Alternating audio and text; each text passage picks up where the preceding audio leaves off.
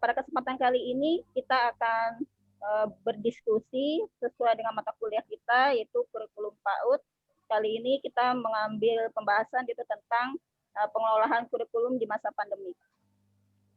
Baik teman-teman, sebelumnya mari kita buka acara kita dengan membaca basmalah. Bismillahirrahmanirrahim. Ya, sebelum acara dimulai, saya hanya mengingatkan kembali kepada teman-teman untuk target kita di acara kali ini, yaitu saya mohon kerjasamanya dari teman-teman untuk nanti pas penyampaian paparan materi diharapkan untuk membuka videonya ya.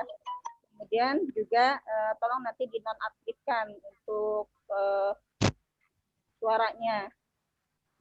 Nanti pada akhir pemaparan teman-teman akan diberi kesempatan untuk bertanya kurang lebih 3 pertanyaan. Nanti kita sesuaikan dengan waktunya, insya Allah. Ya. Maaf ya. Ya, mari teman-teman kita berlanjut pada acara berikutnya, yaitu sambutan yang akan disampaikan oleh dosen cantik kita, yaitu Ibu Dr. Irma Yuliantina, MPD. Pada beliau kami persilakan. Baik, terima kasih. Assalamualaikum warahmatullahi wabarakatuh. Waalaikumsalam warahmatullahi wabarakatuh. Waalaikumsalam warahmatullahi wabarakatuh. Yang saya sayangi tamu undangan kita yang terhormat, sahabat saya tercinta Ibu Sisilia Mariati, mahasiswa saya yang saya sangat sayangi. Alhamdulillahirrahmanirrahim, puji syukur kita panjatkan pada Allah Subhanahu wa taala. Sore ini kita bisa bersilaturahmi dan kita akan banyak mendengarkan banyak ilmu yang akan kita dengarkan dari Ibu Sisil. Sebagai pengantar saya akan menyampaikan siapa sebenarnya Ibu Sisil, kenapa saya kekeh harus Ibu Sisil nih di dosen tamu kita, gitu kan. Jadi Ibu Sisil ini adalah mahasiswa dari semester berapa? 5 ya? Nih, dosennya lupa semester berapa. 5, Bu. Semester 5 ya, tentang mata kuliah kurikulum PAUD. Nah, Bu Sisil ini adalah salah satu juga kami bersama-sama dulu mengembangkan kurikulum 2013 PAUD di Direktorat Pembinaan PAUD di Kemendikbud. Dan di masa pandemi ini Bu Sisil telah berhasil mengukuhkan atau meneguhkan satuan pendidikannya di Mutiara di Purworejo, Mutiara Ibu di Purworejo, untuk bagaimana praktek baik pengembangan kurikulum yang ada di sana. Untuk itulah kita sangat mengharapkan ilmu dari Bu Sisil. Dan Bu Sisil ini adalah orang yang sangat gemar membagi ilmu, sehingga kita mengaturkan banyak terima kasih kepada Ibu Sisil karena beliau berkenan hadir di mata kuliah kita. Karena kalau sehari-hari untuk ke Bu Sisil ini daftarnya panjang, setahun Ibu belum tentu dapat jadwalnya Bu Sisil. Jadi karena lobby-lobby rasa sayang dan cinta kami, sehingga lobby-lobby ini bisa dilakukan. Karena kalau Ibu mengundang sendiri Bu Sisil ini luar biasa panjangnya daftar antrian yang harus dilakukan nih. Itu untuk itu mungkin Bu Sisil, kalau saya bilangnya Mbak Sisil, kami mengucapkan banyak terima kasih atas perkenannya, kesediaannya untuk mengikuti atau berbagi di kelas mahasiswa sebagai dosen tamu. Terima kasih. Jadi teman-teman, ini mahasiswa mohon dimanfaatkan kesempatan ini dengan sebaik-baiknya, dengarkan. Ini adalah momen berharga, momen yang mungkin nggak setahun sekali didapatkan oleh mahasiswa. Untuk itu silahkan dinikmati momen ini dan nanti di akhir sesi mungkin ada tanya jawab, silahkan ditanyakan. Banyak ilmu yang bisa digali oleh beliau.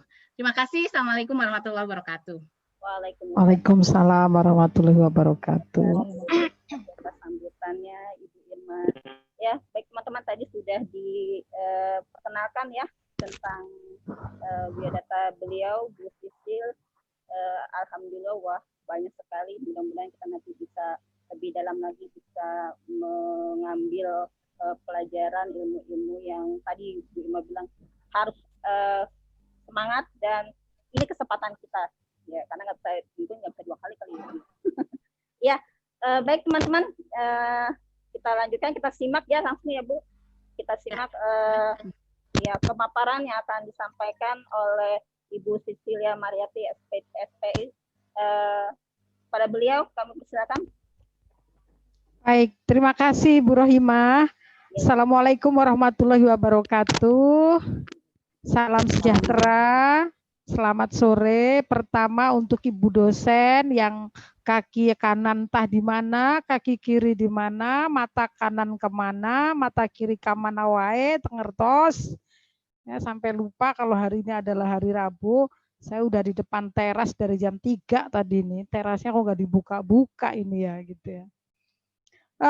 Tadi sudah ada perkenalan dan saya pikir saya tidak perlu berpanjang lebar karena ternyata waktu saya juga tidak terlalu banyak. Nanti saya diberi waktu 45 menit. Soalnya kalau pembicara itu 45 menit itu baru perkenalan ya, Mbak Irma ya. Rasanya itu baru sekelumit wae gitu. Kita biasa 8 jam. Kita biasa 8 jampel kalau ngajar itu masih kadang masih harus ke sana kemari gitu. Saya Ibu Sisil, saya tinggal di Jawa Tengah, di Purworejo. Purworejo saat ini cukup terkenal dengan kondisi pandeminya ya, karena Jawa Tengah ini sekarang sedang menjadi primadonanya, si Mas Covid ini. Ya, jadi kami di rumah saja. Ya, tetapi alhamdulillah saya bersyukur karena ada beberapa poin penting yang saya bisa coba gali sehingga seperti yang disampaikan oleh Bu Irma tadi memang lembaga kami sampai hari ini masih kuat, masih berdiri, bahkan nampaknya menjadi satu-satunya lembaga yang masih bisa gagah perkasa melakukan program. Jadi ya banyak hal yang harus disyukuri ya. Dan tema kita hari ini adalah tentang bagaimana berinovasi dan berkolaborasi untuk mengelola kurikulum di masa pandemi. Saya senang dengan dua kata ini karena dua kata ini menggambarkan pekerjaan-pekerjaan besar yang hanya bisa dilakukan kalau kita bekerja sama dengan orang lain. Tentang bagaimana secara khusus mengelola kurikulum PAUD selama di masa pandemi. Dan karena saya praktisi, maka saya nggak banyak cerita teori. Kalau teori nanti biar dosennya ya, dosennya itu tanggung jawab itu gitu. Jadi kalau saya sih cerita itu ya, bukan memaparkan teori-teori atau kaidah-kaidah yang mungkin ini ada murid saya nih di belakang saya ini. Maaf ya, ini anaknya tetangga, siswa di sekolah kami. Jadi memang mereka berasa di rumah saya ya juga di rumah mereka gitu. Saya lanjutkan saja, kalau guru PAUD nggak boleh terganggu sama anak-anak ya. Kalau calon guru PAUD harus merasa nyaman dengan anak-anak. Jadi teman-teman, apa yang bisa saya bagikan, apa yang saya bisa coba kuatkan adalah karena saya itu sudah hampir 20 tahun Bu Irma, menjadi orang yang hari-hari bekerja untuk anak usia dini. Ya. Jadi mengelola lembaga PAUD yang sudah sejak tahun 2000 berdiri. Kami juga lembaga universal, artinya kalau Bu Irma sudah nggak tahu berapa kali datang ke lembaga saya. Jadi kalau di sana bisa pakai sandal jepit dia ya. Satu-satunya tempat yang saya ngasih materi pakai sandal jepit itu. Jadi sekolah kami itu sekolah yang suasananya memang sangat cair, sangat mengalir, dan saya selalu mengatakan sekolah itu adalah rumah keduanya anak-anak. Jadi ya suasananya suasana rumah. Dan kami memang punya layanannya tidak hanya PAUD tetapi sampai SMP, Kemudian kami menjadi PAUD percontohan sejak tahun 2017 ya. Sejak tahun 2017. Dan ini adalah sedikit gambaran tentang kami, Bu Irma. Jadi tentang bagaimana kami hari-hari mengelola lembaga PAUD. Ya, nantinya ini akan menjadi kekuatan teman-teman ya, bahwa memang kami mendesain lembaga kami itu sebagai ruangan yang terbuka. Nah, nanti ini yang salah satunya yang akan saya bagikan ke teman-teman, bahwa ternyata kalau lembaga PAUD-nya itu dibuat plong, dibuat terbuka, ini akan sangat membantu ketika kita mengelola kelas sesuai dengan jumlah anak. Sehingga tidak ada yang kaku, semuanya sangat fleksibel, semuanya sangat bisa disesuaikan.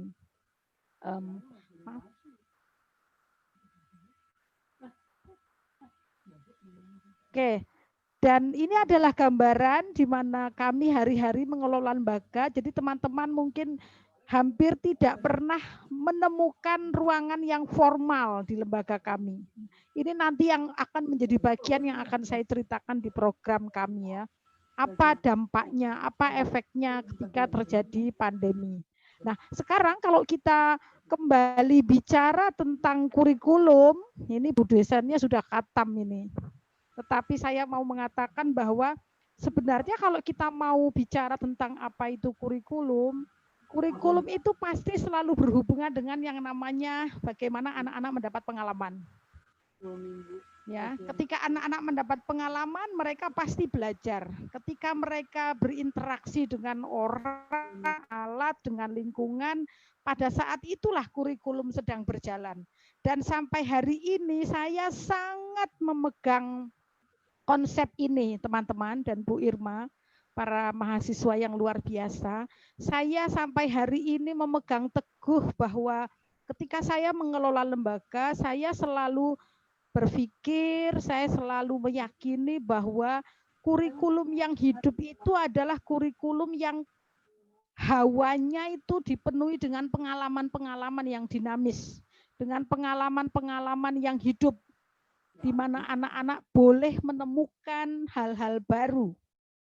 Artinya kalau bicara tentang pengalaman, artinya belajar itu bisa dimanapun. Artinya belajar itu selalu berhubungan erat dengan kesempatan-kesempatan.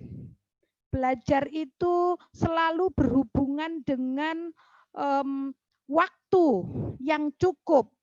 Kalau waktunya cukup, kesempatannya ada, anak-anak boleh memperdalam pengalaman mereka, maka saya pastikan itulah pengertian dari kurikulum yang sesungguhnya. Nah, saya bersyukur karena saya menjadi praktisi ya. Dan yang luar biasa itu adalah ketika saya mengelola lembaga PAUD, akhirnya saya berpikir mau SD, mau SMP, mau SMA, itu anak-anak baru bisa mendapat pengetahuan ketika mereka terlibat dalam pengalaman-pengalaman yang konkret. Dan itulah kurikulum. Bahwa diterjemahkan kurikulum atau pengalaman yang didapat oleh anak-anak itu harus direncanakan secara baik. Jadi pengalaman-pengalaman apa yang mau diberikan kepada anak-anak itu harus direncanakan secara baik. Tetapi di atas segalanya, ketika rencana-rencana itu dibuat secara cantik, secara baik, tetapi kita tidak memberi kecukupan waktu, memberi kecukupan kesempatan kepada anak-anak untuk dapat pengalaman-pengalaman yang konkret, maka itulah yang disebut dengan pengalaman, itulah yang disebut dengan kurikulum yang mati.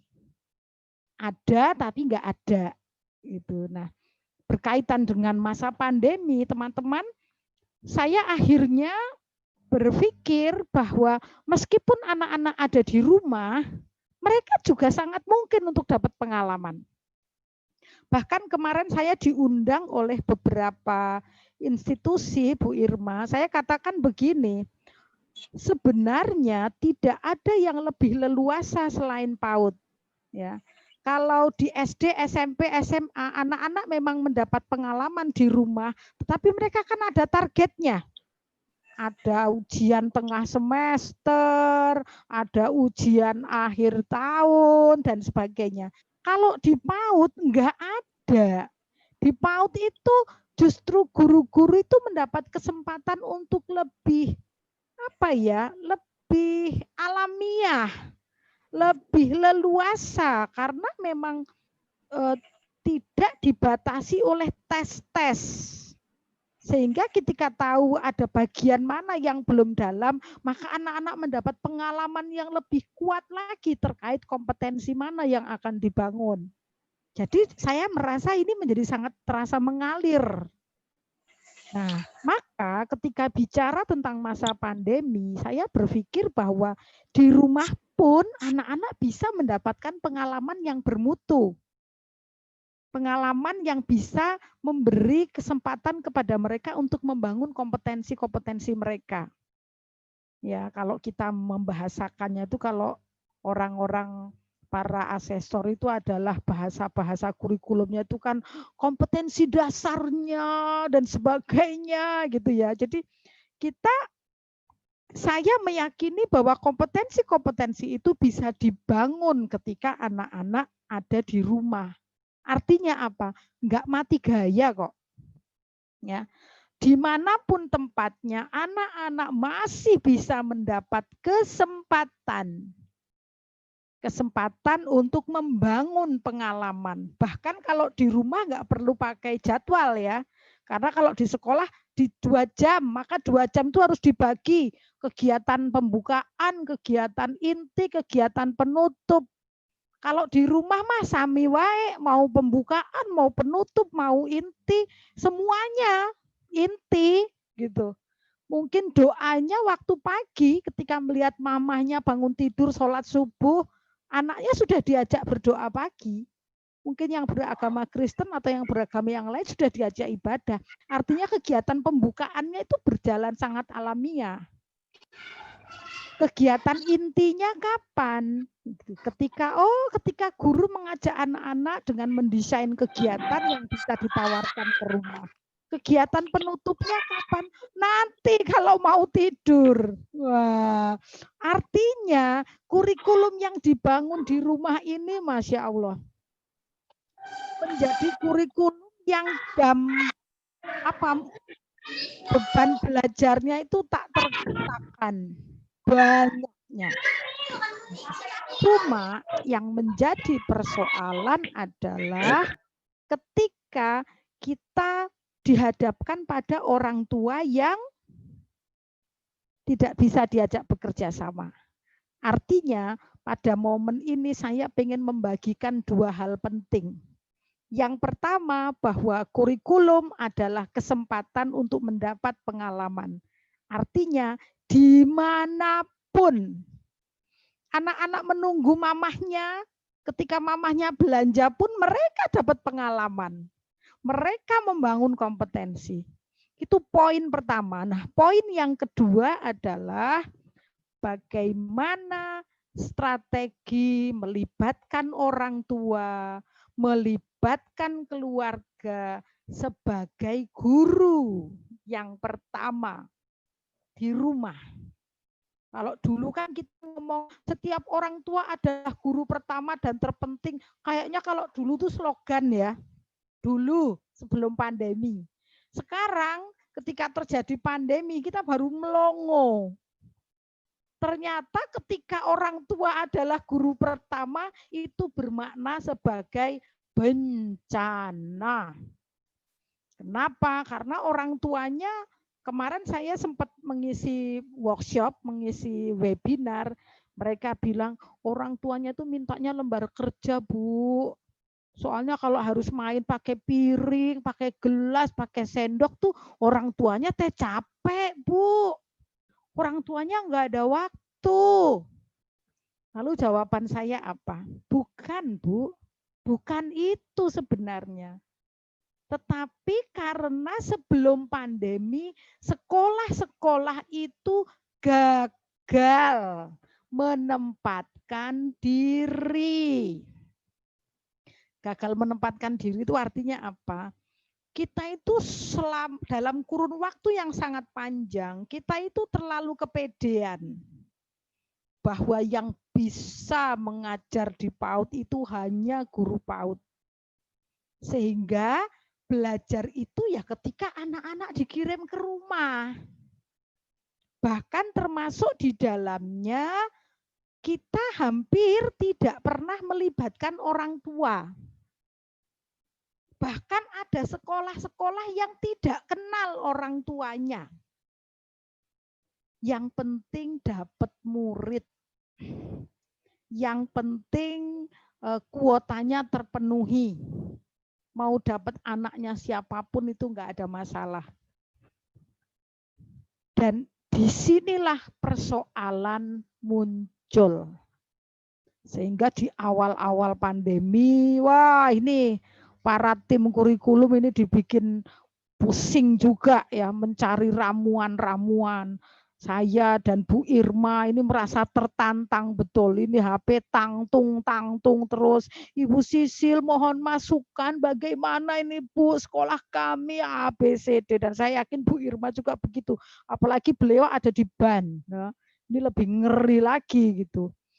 Kemudian pertanyaannya adalah kenapa ya di rumah bisa tidak terjadi proses membangun pengalaman? Nah, jawabannya adalah karena sebelum pandemi kita belum menempatkan orang tua sebagai tim sekolah. Nah, yang mau saya ceritakan dari 2 poin besar ini adalah pertama, saya balik ke sini lagi. Sejak sebelum pandemi sampai terjadinya pandemi, kami memang betul-betul 1000% berbasis main. Dan berbasis main ini dalam tanda kutip menjadi roh dari proses yang terjadi di lembaga. Dan ini sangat dipahami oleh semua orang. Semua orang itu dalam pengertian orang-orang yang ada hubungannya dengan kami, baik orang tua murid, baik guru, baik dari dinas pendidikan maupun orang-orang, karena kami adalah lembaga pusat percontohan ya. Lembaga-lembaga yang datang di sekolah kami itu pasti akan mengatakan, kok nggak ada kursinya, tapi kenapa anak-anaknya bisa membaca semua Bu Sisil? Kenapa anak-anaknya tertib? Gitu. Malah kami tidak melihat ada susunan meja kursi yang segitu rapetnya gitu. Satu ruangan paling ada meja 3, ada meja 4 gitu. Jadi kami memang betul-betul mengelola pengalaman-pengalaman itu dalam bentuk kegiatan bermain yang bermakna. Sehingga proses belajar itu betul-betul muncul secara alamiah. Mudah-mudahan besok Sabtu ada mahasiswanya Bu Irma yang ikut webinar saya karena saya bicara tentang interaksi. Bagaimana membangun interaksi yang bermutu. Nah, teman-teman, kami dari setting lingkungan kami memang betul-betul play, main. Saya akan beri contoh-contohnya nanti di slide terakhir. Tapi saya sekarang lebih banyak pengen dongeng dulu ya. Jadi yang ngantuk biar sekalian tidur ya. Nanti lihat fotonya terakhir. Jadi kami benar-benar mendesain sekolah kami begitu orang datang, orang tuh tahu bahwa ini tempat untuk bermain. Kami tidak memunculkan setting lingkungan yang kemudian menggambarkan anak ini sekolah. Nah, kenapa? Karena berpikirnya itu sederhana. Bergerak itu belajar. Semakin banyak gerakan yang bertujuan, semakin utuh belajarnya. Nah, kalau mau bergerak, maka jangan terlalu banyak gangguan. Jangan terlalu banyak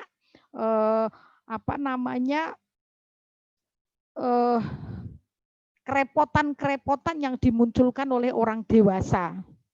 Nah, setting lingkungan ini terasa sekali, leluasa sekali. Sehingga ada kesannya memang sekolah kami itu menjadi sekolah yang kosong gitu. Kapan menjadi terisi? Ya ketika anak-anak bergerak, anak-anak membangun pengalaman-pengalaman mereka. Pada saat itulah sekolah kami nampak baru sebagai tempat yang kacau.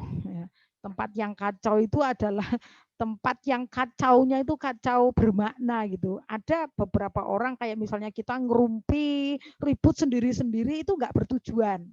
Tapi ini berisik kacau yang terencana, yang bertujuan.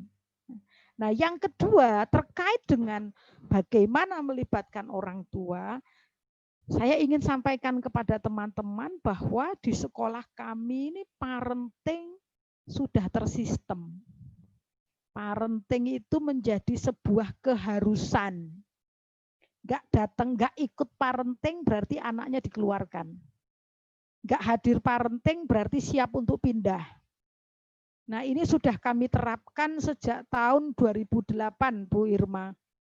Kalau sebelum 2008 itu belum wajib, belum menjadi aturan tertulis. Kalau ada yang nggak datang ya kami bisa mengatakan besok lain kali datang ya Mah ya, parenting ya gitu. Tapi sejak tahun 2008 sudah nggak bisa milih, nggak mau parenting berarti nggak jadi sekolah di tempat kami. Nah, parentingnya seperti apa Bu Sisil? Parentingnya itu kegiatannya sangat amat sederhana. Jadi parenting pertama kami adalah kalau mendaftarkan anaknya wajib datang suami istri. Kalau kecuali nggak punya suami atau nggak punya istri ya nggak boleh. Kalau sudah jelas-jelas nggak ada suaminya ya jangan bawa suami orang gitu. Kalau jelas-jelas nggak ada istrinya ya jangan bawa istri orang gitu. Intinya adalah siapa orang tua pertama anak itu. Ini saja udah rada merinding teman-teman. Karena apa? Beberapa orang mengatakan kan cuma PAUD. Repot banget. Lalu saya katakan pada kepala sekolah saya, kalau kamu mengatakan ya pada kebiasaan itu, maka selamanya PAUD akan dipandang nomor 19 dari 20 hal penting. Ya, orang akan tetap mengatakan, alah cuma PAUD. Tapi ketika kita mewajibkan, orang tua akan mengatakan, sepenting apa toh PAUD itu, kok sampai saya yang keluar kota itu ditunggu pulang, hanya untuk datang ketemu sekolah. Jadi kami memang setiap penerima murid baru itu selalu pintu pertama adalah ketemu kedua orang tua. Apa yang disampaikan di situ? Kami bicara tentang apa itu PAUD. Kenapa pada saat pendaftaran terasa lebih efektif? Namanya juga lagi sayang-sayangnya, lagi pengen dapat apapun dilakukan. Lu tanya sama Bu Irma kalau nggak percaya. Apapun diperjuangkan untuk dapat Bu Irma. Sampai titik darah penghabisan lagi pengennya anaknya sekolah di Mutiara Ibu, udah kita kalau mau datang berdua. Nah, ketika datang berdua ini kami sampaikan yang kelompok bermain itu mainnya masih belum bertujuan. Jadi kalau setiap hari anakmu mainnya menggambar saja semuanya warna kuning. Atau kertasnya jadi bubur, dicampur dengan air. Itulah cara mereka belajar. Sensorinya masih sangat kuat. Nanti usia 4-6, main apapun dihubungkan dengan keaksaraan. Terus sampai orang tua. Nah, maka perjalanan program parenting dimulai dari ketika orang tua mendaftarkan anaknya. Nah, yang kedua, mereka sudah langsung terlibat di program-program parenting per kelas.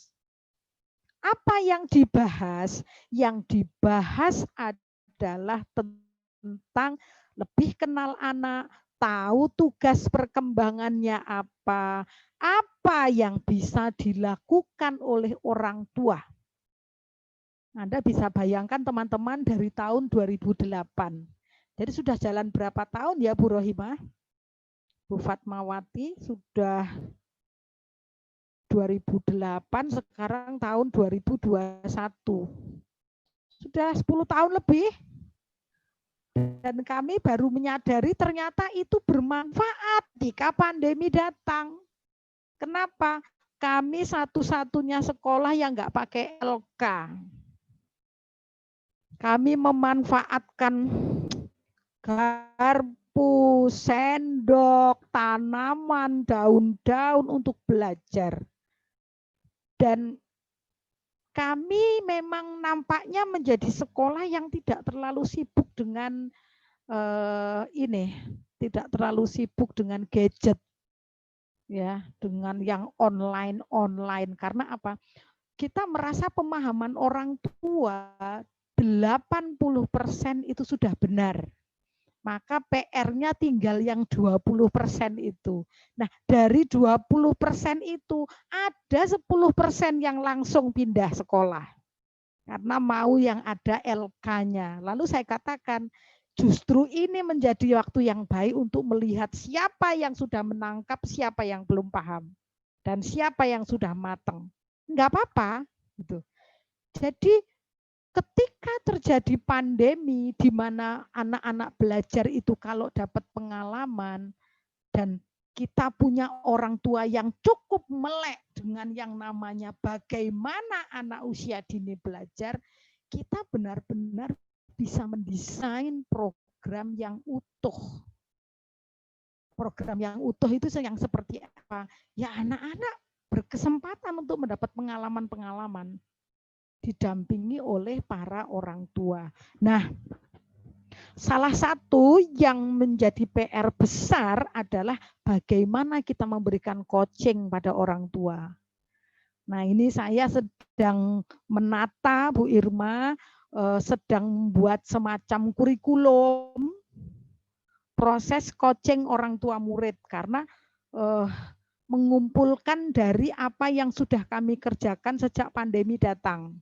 Insya Allah nanti kami akan banyak sharing dengan webinar, dengan pertemuan webinar, entah itu webinar parenting maupun webinar untuk guru-guru.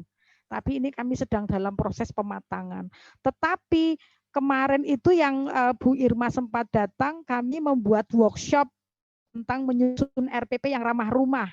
Itu salah satunya sudah kami masukkan bagaimana coaching dengan orang tua dan luar biasa karena banyak peserta yang baru menyadari ternyata kelemahan kita di situ. Kelemahannya di mana? Nih, orang tua itu kan terampilnya adalah awas. Jangan dilompati, nanti rusak. Itu loh, Dek, jangan digituin toh. Gimana sih, Dek, rusak toh? Artinya apa?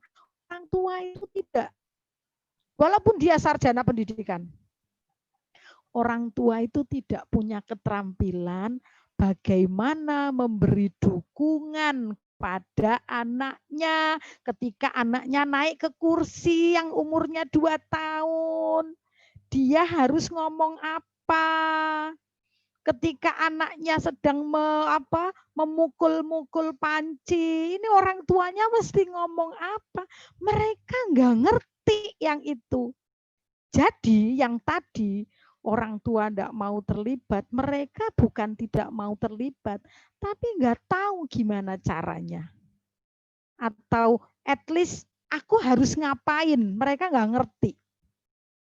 Nah, coaching inilah yang sekarang ini masih menjadi PR besar kita, masih menjadi tantangan besar kita, Bu Irma. Bahwa ketika orang tua sudah sadar bahwa anak-anak belajar melalui bermain, orang tua tuh masih gini loh Bu Irma. Ya udah mereka bermain. Setelah itu apa? Aku mesti ngapain supaya sama seperti Bu Guru? Kesimpulannya apa? Walaupun ada pandemi, orang tua itu tetap nggak bisa tanpa guru PAUD. Tapi maaf, guru PAUD yang terlatih loh ya. Bukan guru PAUD kaleng-kaleng loh ya. Guru PAUD kaleng-kaleng itu artinya yang selama ini ya udahlah yang penting jam 7 datang ke sekolah. Kan udah buat RPPH buat setahun, udah dijilid nih. Paling ntar tahun ajaran baru ganti sampul aja. Oh biasanya menggunting, udah aja Senin menggunting atuh. Udah aja Selasa meronce. Nah, yang itu kayaknya susah Bu Irma ketika terjadi pandemi. Kenapa? Ya ketika orang tua menemani anaknya selesai meronce, orang tuanya akan ngomong, habis ini apa? Nah ini, jadi bagaimana coaching. Nah, mungkin nanti rencana bagus, tapi gimana? Iya, Itu betul. dia kuncinya coaching. Yes. Nah, nanti mungkin saya akan gandeng Bu Irma juga nih, gimana membahasakan yang sudah dikerjakan oleh para praktisi. Bagaimana kita, malah jangan-jangan nanti kita berdua bisa membuat buku, Bu Irma. Boleh. Being a teacher yang bisa coaching kepada orang tua ini pasti akan digandrungi. Kenapa? Karena memang orang tua itu bukan guru PAUD. Arti yang kedua adalah guru PAUD itu punya peluang besar untuk menempatkan diri sebagai desainer program. Karena orang tua nggak punya waktu untuk mendesain program. Sehingga dalam tanda kutip, kita itu leadernya, orang tua murid manajernya. Nah, ini yang penting gitu. Jadi ini yang sedang saya godok, Bu Irma. Maka ini saya membuat workshop yang angkatan kedua, Bu Irma. Yang kemarin itu ya? Ya, tapi ini yang angkatan kedua yang alhamdulillah kemarin angkatan pertama sampai wow gitu. Wow. Ya sudahlah kita buat angkatan kedua. Tapi yang ini 2 hari. Intinya kemana? Ayo gitu kita bikin melek orang tua. Kamu cuma bisa ngeleskan anakmu di bimbel loh. Tapi kamu nggak punya kekuatan untuk ngasih kompetensi apa yang dibutuhkan ketika anakmu nanti masuk SD, kemampuan-kemampuan selain kognitif, apalagi yang harus dimiliki anakmu. Yang punya tuh gue gitu, bukan Bimba. Yang punya tuh gue, guru PAUD, bukan bimbingan les-les gitu. No, kenapa? Karena guru PAUD itu memang punya kemampuan mendesain kurikulumnya, kurikulum yang berisi pengalaman. Kalau les, nggak perlu bikin kurikulum dalam pengertian serumit guru PAUD. Nah, ini waktu saya itu kan kalau biasa ngomong 8 JPL terus suruh ngomong 30 menit gini malah petaka banget nih. Oke, sekarang saya akan cepat saja, setelah ini kita akan tanya jawab. Ini program yang sudah kami buat ya, kami punya 3 desain, tetapi ini memang gemuk ya. Home visit kami, school visit kami, program drive-thru kami ini bukan abal-abal. Kami betul-betul praktekkan secara mendalam sehingga 3 program ini betul-betul dancing in the moment banget gitu ya. Lihat momennya, kalau pandeminya itu kalau lagi memerah banget, kita pilih mana? Oh, home visit atau drive-thru. Kalau orange berarti school visit dan home visit. Jadi kami itu sudah sampai nemu pola. Nah, ini berarti menyesuaikan kurikulumnya sangat fleksibel ya? Yes, fleksibel banget. Ini ketemu nih, kurikulumnya sangat fleksibel. Zonanya apa nih? Dan yes, itu nah ini yang berkaitan dengan masa pandemi. Nah, ini yang kemudian saya sebut sebagai tadi itu, pengalaman itu bisa dibangun kapan saja, tinggal kita itu sekarang nambahin 1 ya Bu Irma. Karena pandemi, maka berkaitan dengan keselamatan dan keamanan, lihat dulu zonanya apa. Kalau zonanya begini, pakai yang mana programnya. Tapi ingat, ketiganya harus matang. Ketiganya harus bisa dipertanggungjawabkan. Ya. Nah, ini salah satu kegiatan kami di sekolah yang namanya school visit. Nah, visit ini kami sangat hati-hati juga. Tetapi saya bersyukur, Bu Irma, alhamdulillah karena sekolah itu sudah sangat terbiasa dengan kesepakatan, dengan membangun aturan. Luar biasa, saya itu hari pertama anak-anak masuk itu meneteskan air mata. Kenapa? Anak-anak itu tertib sekali, disiplin banget. Padahal kalau dipikir anak usia dini loh. Ada nggak masalah Bu Sisil? Tentu ada, tetapi kalau bicara prosentase sangat kecil, sangat kecil. Ini program drive-thru Anda lihat bagaimana guru-guru dengan segala kegilaannya ya datang ke rumah anak-anak ya. Ini bahkan kemarin guru saya ini dikasih uang, disangkanya ngamen. Ada yang ngasih 10.000, ada yang ngasih 5.000. Bukan anak ke sekolah ya, tapi jadi mereka datang ke rumah anak-anak, melihat anak-anak beraktivitas, ya, memberikan kegiatan untuk anak-anak, ya. Dan ini adalah salah satu kegiatan di kelas-kelas. Anak-anak dipisahkan dengan plastik, Bu Irma, dengan mika, ya. Jadi mereka bisa ngobrol sama teman, tapi aman karena mereka punya face shield yang sangat panjang. Mereka punya face shield yang cukup aman. Ya. Ini satu anak di usia kelompok bermain. Ya, bagaimana mereka bermain? Ya, mereka kami menyebutnya sebagai 1-to-1. Satu anak, satu paket alat main. Jadi ini yang saya sebut sebagai keuntungan kami tadi karena ruangan kami sangat terbuka. Ruangan kami itu sangat leluasa sehingga penataannya itu bisa disesuaikan dengan kebutuhan, enggak kaku.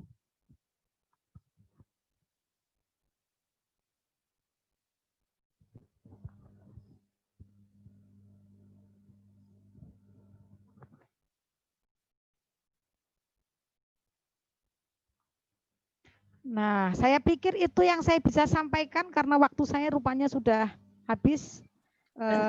Sekarang kalau mau diskusi, mari Mbak kita. Sisil, mungkin sebelum ke mahasiswa, berarti di sini boleh disinggung sekali lagi, kurikulumnya itu sangat fleksibel sekali. Tergantung dari kondisi yang ada saat ini. Nah, bagaimana guru menyiapkan kurikulum yang fleksibel itu? Baik, kami itu sejak awal pandemi itu punya yang namanya istilah extra miles person, being an extra miles person, menjadi pribadi yang enggak abal-abal. Jadi kalau kita biasanya lari 2 km, sekarang ini kita lari 4 km. Nah, konkretnya di mana? Satu, kita memang sungguh-sungguh try and error, Bu Irma. Jadi di 4 bulan pertama terjadi pandemi itu kami gunakan semua cara. Sampai akhirnya kami menemukan, oh ternyata kalau home visit itu cocoknya kalau begini. Oh ternyata kalau school visit itu cocoknya begini dan penataan ruangnya untuk usia yang ini harus seperti ini. Jadi memang dimulai dari pengalaman Bu Irma, bukan dari buku, karena saya rasa belum ada buku yang bicara tentang kurikulum di masa pandemi ya, belum ada gitu. Jadi berdasarkan apa yang kami kerjakan. Nah yang selanjutnya kami punya yang namanya RPP, yang kemarin di workshop kami bahas Bu Irma. Kami punya yang namanya RPP, perbedaannya ketika terjadi BDR itu bentuk RPP-nya menjadi tidak sama dengan RPP ketika anak-anak ada di sekolah, ya, atau ketika jadi dari home visit, school visit, dan drive-thru yang RPP-nya berbeda itu adalah yang drive-thru. Kenapa? Karena sepenuhnya dikelola oleh orang tua. Guru hanya datang untuk kasih cerita, lalu kemudian menjadi bahan untuk menyusun kegiatan. Itu bukan home visit ya kalau yang itu? Bukan, ini yang drive-thru. Kalau home visit, anak-anak masih bersama dengan guru-guru. Karena anak-anak belajarnya masih bersama dengan guru, bermainnya. Tetapi kalau drive-thru itu enggak, guru hanya datang mengantar tugas, lalu nanti dikunjungi lagi di hari yang lain. Gitu. Begitu Bu Irma. Oke, terima kasih. Ada 3. Ya. Ada tadi yang pertama adalah di sekolah ya, kemudian home visit sama drive-thru. School visit ya.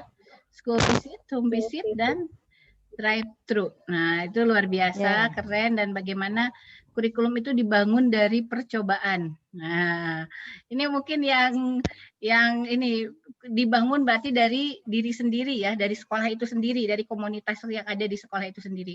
Silahkan Bu Rohimah, mungkin teman-teman ini kalau selama ini lihat landasan yuridis, kemudian bagaimana kondisi secara teori.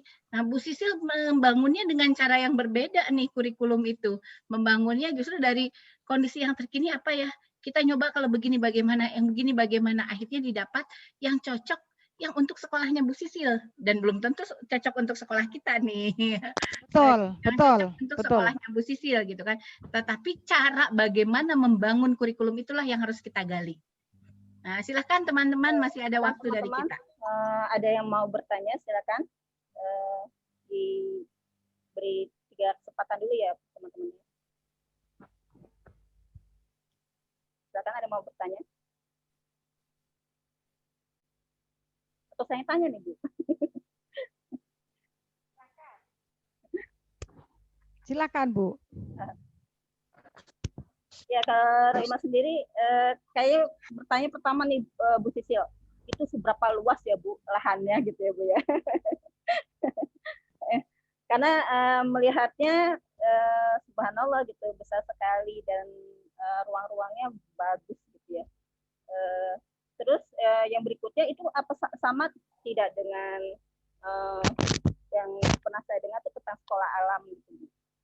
Konsepnya itu sama tidak seperti itu? Itu aja Bu Sisil, insyaallah. Ya, baik, terima kasih. Kelihatan besar karena kosong. Artinya sebenarnya kalau ruangan itu kami sekat-sekat, Bu, itu kecil. Kalau kami bikin tembok lalu satu ruangan dikasih 30 kursi gitu, itu akan terasa ruangan kami itu terasa sempit dan kecil. Tapi karena ini kami buat seperti aula yang terbuka, sehingga ketika terjadi pandemi itu mudah sekali, fleksibel banget gitu. Oh, hari ini yang datang 12 anak, bisa diatur untuk 12 anak gitu. Tetapi kurang lebih itu berapa ya Bu Irma, nanti mungkin bisa sampaikan kemampuan saya main skala, main matematika tuh nggak terlalu bagus. Mungkin sekitar 3. Jadi sekolahnya itu lumayan kebuka, tetapi justru yang harus diperhatikan adalah bagaimana di sini Bu Sisil, kalau kita di mata kuliah kurikulum ini, bagaimana Bu Sisil tadi memanfaatkan luas yang ada, kemudian dengan kondisi pandemi ini, sehingga dia membuat tadi mika-mika yang dari atas ya, itu buat saya menarik. Kalau selama ini PSIL, saya nih di sekolah, Mbak, ini agak kebingungan, karena guru udah saya bilangin, itu anaknya dijaga ya, terus ngirim foto, nah kok anaknya deketan, iya Bu, mereka gak mau ini, maunya bareng-bareng. Tetapi dengan aturan bahwa dia memiliki ruang tadi one to one, ya memiliki ruang tersendiri, itu yang menarik buat kita ketika mengelola kurikulum. Nah, berarti kurikulumnya juga dikaitkan nanti dengan kondisi sekarang gitu. Jadi bagaimana pengelolaan, kalau kita ya dari sudut kurikulum, bagaimana pengelolaan lingkungan sekolah kita dikaitkan dengan ruang yang ada di Bu Sisil. Itu keren banget tuh tadi yang mika dari atas ke bawah. Saya baru ya kenapa gak kepikiran kemarin begitu, padahal baru minggu lalu tuh kita bahas ini anak-anaknya kenapa dipoto-nya deket-deket nih gitu kan. Nah itu jadi mungkin yang lain-lain boleh tuh tadi tanya lagi, bagaimana sih school visit-nya, praktek di school visit-nya bagaimana, home visit-nya bagaimana, kemudian drive-thru-nya bagaimana. Ini drive-thru nggak hanya ini ya, makanan cepat saji drive-thru itu, ternyata di Mutiara Ibu tuh ada drive-thru juga. Silakan digali. Ini mahasiswa mumpung ketemu Bu Sisil, silakan. Oh, yang pertanyaan kedua tadi yang berkaitan dengan sekolah alam. Ya mestinya semua anak didekatkan dengan alam, lebih terbuka gitu. Jadi sekolah kami memang sekolah yang terbuka dan mendekatkan anak-anak dengan lingkungan yang terbuka. Efek positifnya adalah anak-anak itu tidak mudah pecah konsentrasi ketika ada orang hilir mudik. Mereka tuh udah merasa biasa. Kalau ada orang lewat, ada apa, itu mereka biasa saja. Karena memang sudah terbiasa dengan kelas-kelas yang terbuka. Enggak merasa kaget gitu. Begitu ya Bu Rohimah? Iya Bu. Berarti ya. Boleh ke rumah. Kenapa? Boleh nandan ke sana ya Bu ya.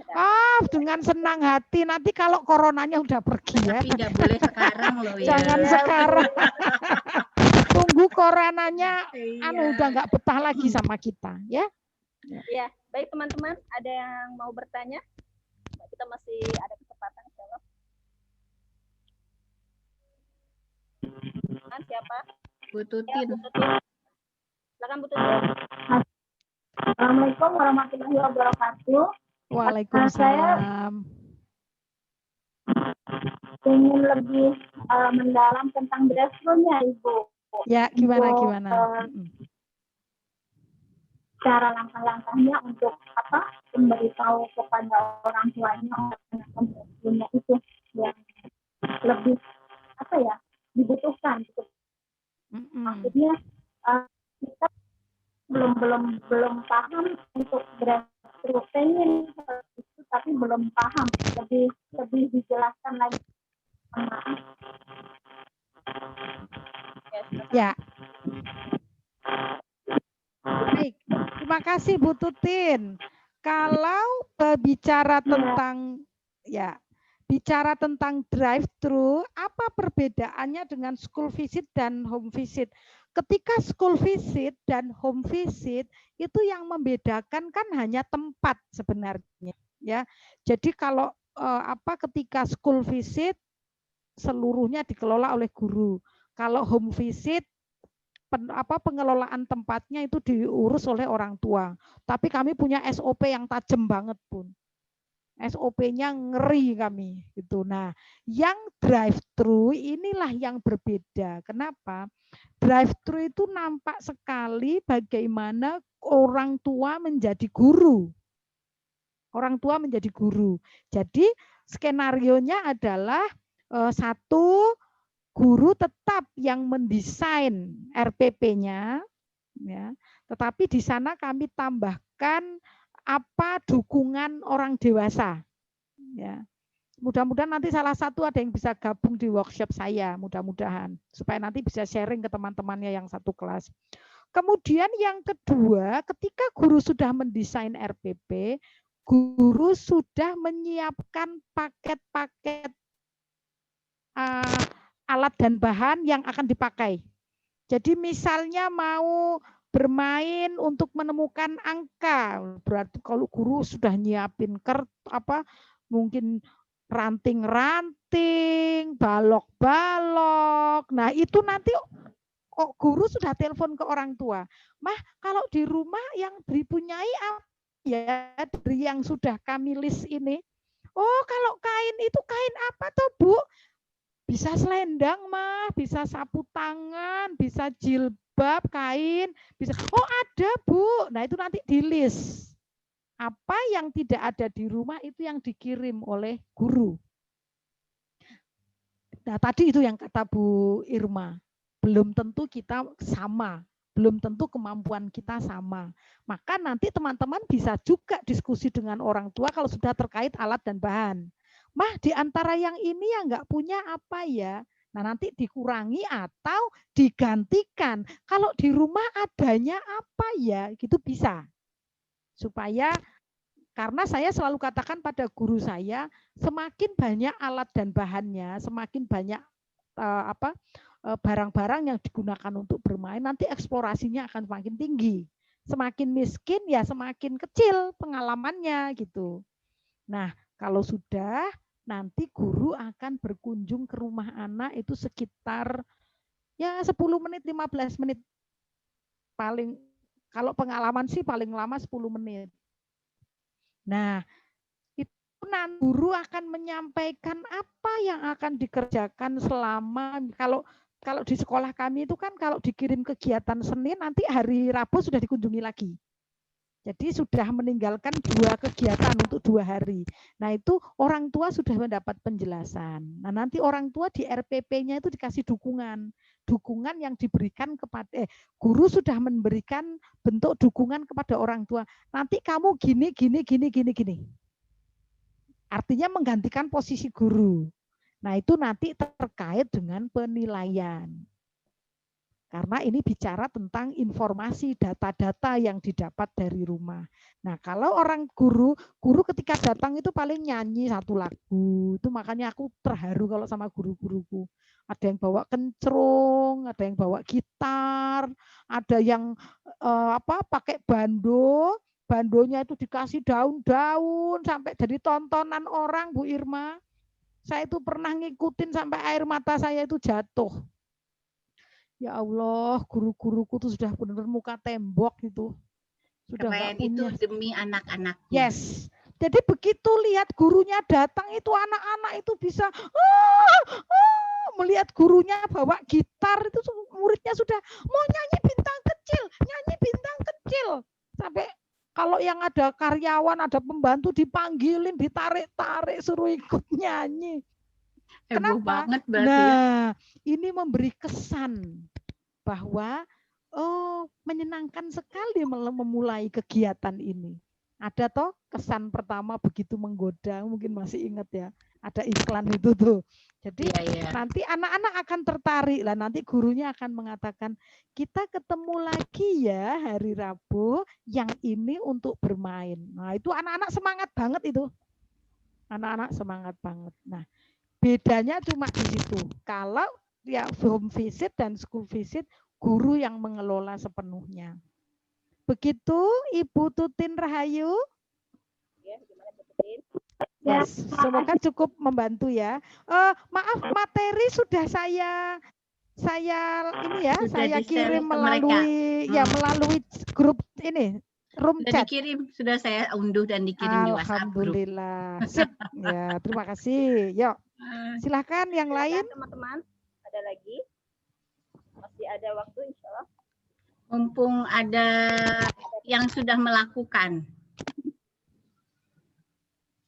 Kemarin kan bingung-bingung. Ini sebenarnya kan kalau mahasiswa PAUD itu rata-rata mereka juga sudah mengajar. Iya. Betul. Ya. Jadi silahkan kalau ada yang bingung-bingung. Assalamualaikum Bunda. Oh iya, silakan Bu Nadiro. Iya Bunda, untuk melanjutkan yang tadi masalah home visit, itu kan diperlukan adanya kerjasama antara orang tua untuk persiapan sarana dan prasarananya, bagaimana tempat itu didesain sebagus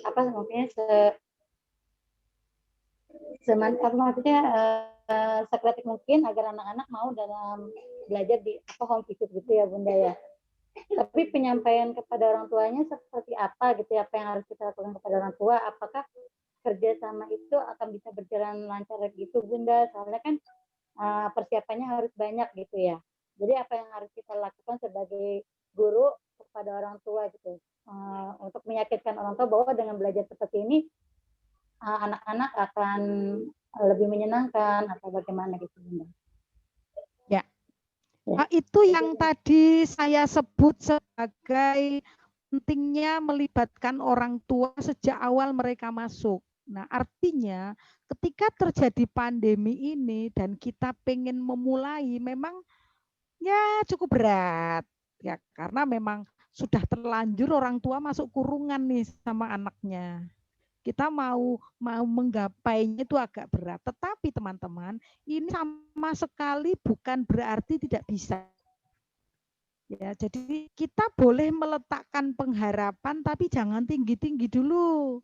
Kalau kami kan sudah mulai dari tahun 2008. Kalau teman-teman kan mungkin belum sejahat kami, gitu loh. Kalau itu jahat banget sama orang tua murid. Pokoknya wajib ini, wajib itu, gitu. Dan kami ini bukan di kota besar loh teman-teman, kami itu di kota kabupaten, kota kecil yang nggak ada mall. Susah cari makan. Ya, susah cari makan. Jam 9 malam teh udah gelap, udah banyak nini towok, genderuwo sudah keluar semua itu, gitu. Jadi jangan dianggap ini kota besar. No, kami kota kecil. Nah teman-teman, jangan terlalu berpengharapan terlalu tinggi. Misalnya begini, oh yang respon cuma 5 orang. Yang 5 orang ini ditekuni. Kalau mereka sudah berhasil kita yakinkan, mereka akan kita jadikan sebagai agen-agen perubahan. Nah, yang tidak boleh patah semangat adalah terus mencoba mendesain kegiatan yang ramah rumah. Yang misalnya menyiapkan lem, menyiapkan kertas asturo, nah itu yang bikin stres orang tua murid. Nah, jadi cari program-program yang ramah dengan rumah. Gitu. Kemudian yang terakhir, Bun, itu tadi saya menyebut sebagai extra miles. Memang tidak mudah, repot. Harus kunjungan, harus ngasih ngasih kegiatan, harus apalagi kalau anak-anak datang ke sekolah ya Bu Irma ya, itu lebih ngeri. Karena kalau terjadi apa-apa ya kitalah yang ditunjuk. Nah, maka ngelihatnya deg-degan terus. Nah, tetapi saya mau katakan kalau kita tidak memulai ya tidak akan pernah terjadi. Ya. Maka kenali potensi, kenali kemampuan. Kalau di ini kan namanya dokumen 1 nih. Identifikasinya. Betul, identifikasi dulu. Betul. Gitu. Saya punya 3 guru ya. Kalau 3 guru muridnya 20, berarti school visitnya berapa anak ya? Ya udah 1 jam dulu. Nanti kalau sudah jalan ditambah lagi, misalnya begitu. Begitu ya Bun ya? Oke, makasih Bunda. Yes, sama-sama. Ya, masih ada kesempatan atau gimana Bu Irma? Ya, boleh satu orang lagi, boleh masih bisa bertanya satu orang lagi. Silakan teman-teman, ada yang mau bertanya lagi? Ibu, saya mau bertanya. Yes.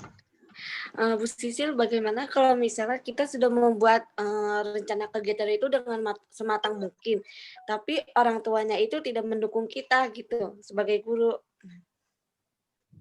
Ya, itu tadi yang saya sampaikan. Kalau cuma 3 orang yang aktif, jangan memikirkan 12 yang tidak aktif. Karena nanti yang 3 orang ini akan terabaikan. Karena saya sudah praktek, Bu Nabila. Saya sudah praktek. Oh, dari 30 yang respon 12. Serius. Respon 5 misalkan. Nah, respon 5. Serius sih yang 5 itu. Serius sih yang 5 itu. Maka nanti sekali lagi yang 5 itu akan kita mintai tolong untuk menjadi agen-agennya kita. Mah, ajak mamahnya Vano bisa enggak? Nanti yang satunya lagi, Mah, kayaknya deket ya sama mamanya Vania ya. Bisa enggak mamanya? Gitu aja. Jadi kayak modelnya itu kayak orang jualan. Inovasi teorinya. Betul, inovasi dan kolaborasi lagi. Jadi di sini agen perubahan, kalau teorinya di Pusi Inovasi, tapi Bu Sisil di sini nggak pakai teori, langsung praktek. Nah. Yes, betul. Langsung praktek. Jadi yang diperkuat di sini adalah yang harus diperhatikan bagaimana kurikulum itu di saat pandemi ini dibangun berdasarkan identifikasi. Tadi Bu Sisil bilang ini yang paling penting sesungguhnya di masa pandemi ini adalah dukungan orang tua. Dan Bu Sisil sudah membangun dukungan orang tua ini dari 2008. Yes. Kita baru kaget-kaget saat pandemi. Jadi wajar kalau di Bu Sisil dari 30 anak, 30 datang semua. Karena sudah membangun dari 2008 dibangunnya. Kita dari 30 anak yang datang cuma 2. Karena kita baru membangun tahun lalu saat COVID. Pandemi, gitu. Betul. Itu sebetulnya. Ada kata kunci lain bagaimana membangun kurikulum nih? Mbak Sisil, di saat pandemi itu kata kuncinya? Ya tadi itu yang terakhir extra miles. Kita kerjanya harus, kalau biasa lari 2 km, ini kita bikin jadi 10 km. Jadi extra miles itu berarti memang harus berani menemukan lebih banyak, bekerja ekstra. Kenapa Bu Irma? Hanya itu yang memungkinkan. Kalau kita bekerjanya dengan gaya-gaya kita yang biasanya, sudahlah tamat itu. Kenapa? Kita itu sekarang tidak hanya bicara tentang bagaimana melaksanakan kurikulum. Kita bicara tentang bagaimana melibatkan orang tua dan bagaimana memastikan anak-anak kita aman. Itu butuh extra miles. Itu sudah jadi kunci kami, Bu Irma. Kenapa? Jadi, Selama kelihatan itu bisa dipelajari. jadi ini karena kita berhadapan dengan genderuwo yang nggak kelihatan. Betul, betul banget. Kita berhadapan dengan genderuwo yang nggak kelihatan. Jadi kata kuncinya tadi extra miles. Jaga, ayo ibu-ibu menerima tantangan. Karena yang dulu kita baik-baik aja bikin kurikulum itu bisa setahun sekali loh. Yes. Kalau saya kemarin malah Bu Sisil, saya bilang kita itu masuk ke dalam emergent kurikulum. Masuk ke sana, ke emergent kurikulum. Betul Karena banget. kita harus menyesuaikan dengan bakat, minat, dan dukungan anak-anak. Yes. Dan itu telah dilakukan oleh gurunya Bu Sisil. Dengan tadi bertanya, Mah, punya apa di rumah Mama? Gitu. Itu sebenarnya anaknya senangnya apa? Itu sudah mengarah ke emergent kurikulum. Jadi kurikulum dibangun berdasarkan minat anak itu sendiri, berdasarkan dukungan anak itu sendiri. Bisa jadi satu anak dengan anak lain tidak ada. Beda. Bu Sisil tidak mengatakan emergent kurikulum, tetapi yang No. dilakukan Bu Sisil itu sudah emergent kurikulum. Keren kan? Kita beri aplaus dulu dong buat narasumber hebat kita. Jadi kalau saya banyak bicara tentang teori ke ibu-ibu, maka Bu Sisil barusan mengupas tanpa teori. Jadi langsung implementasinya. Jadi Bu Rohimah, karena waktu kita 10 menit lagi ya Bu Rohimah, Yes. saya akan ulas dulu apa yang disampaikan oleh Bu Sisil. Jadi yang pertama, kurikulum di masa pandemi ini ternyata yang terkuat, yang dipastikan betul adalah dukungan orang tua. Itu yang pertama. Jadi Bu Sisil berkali-kali mengatakan, kalau dukungan dari 2008, sudah berapa tahun gitu kan, itu dibangun gitu. Dan saya memastikan itu memang terjadi di tempat Bu Sisil. Bu Sisil itu yang dari awal sudah menggaungkan parenting. Sebelum direktoratnya hadir, Bu Sisil sudah menggaungkan parenting itu gitu kan. Nah, kemudian selain dukungan dari orang tua yang dipastikan adalah juga bagaimana guru-guru mau melakukan perubahan. Artinya kurikulum itu berkembang sangat dinamik. Ada 3 pilihan. Ada school visit, ada home visit, ada drive-thru. Artinya apa? Fleksibilitas di sini, fleksibilitas yang dilakukan di sekolah, melihat kondisi. Jadi nggak bisa nih di dalam masa pandemi ini kurikulum dibikin 1 tahun, blak. Nggak bisa. Kenapa? Karena kondisi yang terus-menerus bergulir dan terus-menerus mengalir, dan perlu diingat, meskipun emergent kurikulum, kita tetap memastikan bahwa capaian perkembangan anak itu tetap bisa dijaga. Gitu. Jadi guru tetap memastikan nih apa saja pengetahuan yang harus dikembangkan, tetapi guru melihat mana minat anaknya, bagaimana di situ dukungan orang tuanya, apa yang dipunyai oleh orang tuanya. Dan semua bisa dilaksanakan, kata kuncinya adalah extra miles. Itu kata kuncinya. Jadi bagaimana nih Bu Rohimah, bagaimana guru untuk terus-menerus nanti mengejar orang tua ya tadi Bu Yaya, meskipun 2 orang tetap harus semangat nih. Mengejar orang tua yang aslinya 2 jadi banyak gitu kan. Yang 2 ini dijaga. Kemudian juga bagaimana guru harus mau capek. Tadi sampai ada guru yang dikiranya pengamen beneran gitu kan. Mungkin tadi ibu-ibu lihat bagaimana di paparannya Bu Sisil, guru datang udah putus urat malunya ya Bu Sisil. Yang penting buat anak-anaknya gitu. Nah, itu kata kunci di pengembangan kurikulum di masa pandemi ini. Luar biasa Bu Sisil. Bu Sisil sudah memberikan pengalamannya yang luar biasa, hebat, dan itu sangat inspiratif untuk kita semua. Dan tentu saja kalau kita belajar secara teori, landasan yuridis, landasan teoritis, maka kita hari ini berpijak pada landasan empiris. Jadi Bu Sisil telah memberikan landasan-landasan empiris yang baik bagi kita, dan itu tentu sangat luar biasa untuk kita. Sekali lagi terima kasih Bu Sisil. Ya Bu Irma, terima kasih atas pengakuannya. Kita tutup teman-teman. Kita foto bersama dulu ya. Foto bersama, dan ini Bu sebentar ada dari kita kepada Bu Sisil. Silakan. Bu Sisil, kita ini aja ya. Apa kan kalau apa namanya kalau ini tuh apa sertifikatnya biasanya diserahkan kan? Kalau sekarang sertifikatnya kita tayangkan aja ya di sini. Dulu ya Bu Sisil ya. Sertifikatnya kan biasanya kita ini nih kita berikan secara langsung. Kalau sekarang sertifikatnya kita inikan aja, kita apa namanya? Kita berikan secara ini ya. Kita tayangkan dulu. Kita berikan sebagai ucapan tanda terima kasih kami. Maka Bu Sisil, kami atas nama Universitas Pancasakti mengucapkan terima kasih dan sebagai bentuk penghargaan kami memberikan sertifikat ini kepada Ibu Sisil. Ini bukan sebagai tanda bahwa Bu Sisil pernah datang ke kampus kami menjadi dosen tamu, dan mudah-mudahan Bu Sisil nanti kalau kami undang mau lagi untuk datang ke sini gitu. Karena saya yakin kalau Bu Sisil itu nggak perlu sertifikat yang begini. Tetapi yang kita perlukan biar Bu Sisil ini ingat pernah datang ke kampus kita semuanya dan ingat ditunggu lagi datang di kampus ini. Demikian Bu Sisil. Kita beri aplaus sekali lagi buat Bu Sisil.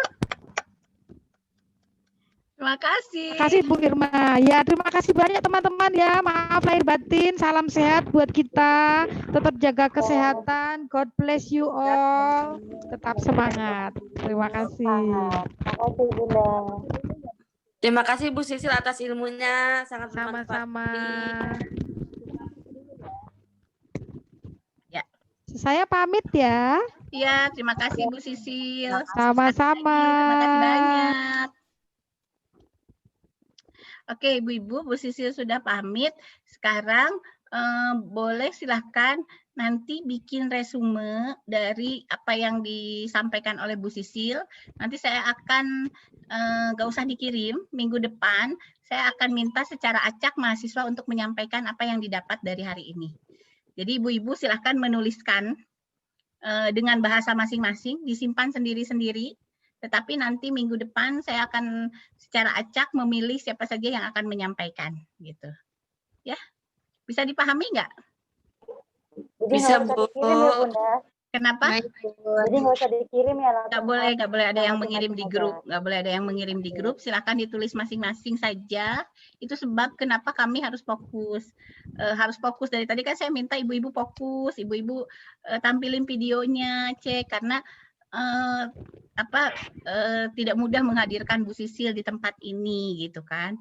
Jadi kita menghargai tamu kita dengan cara seperti itu gitu. Karena kita pun terus terang kampus tidak memberikan fee apa-apa kan ke dosen tamu itu.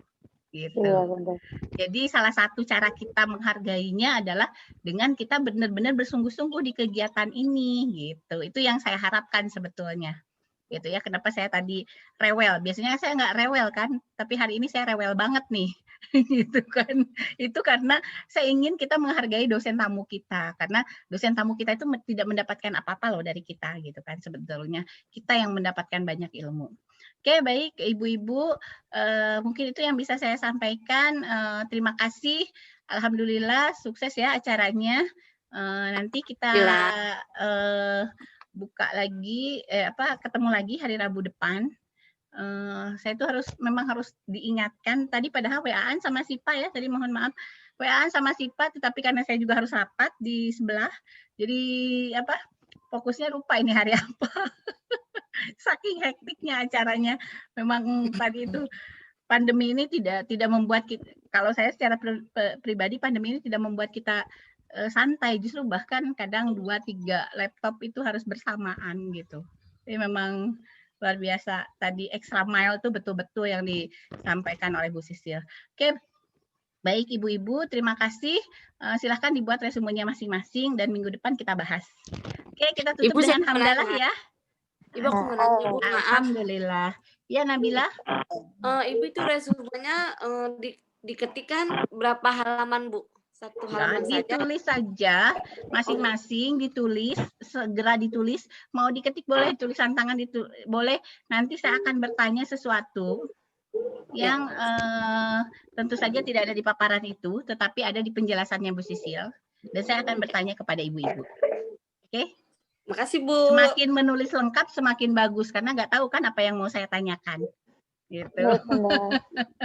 Oke, terima kasih. Kita lab ya.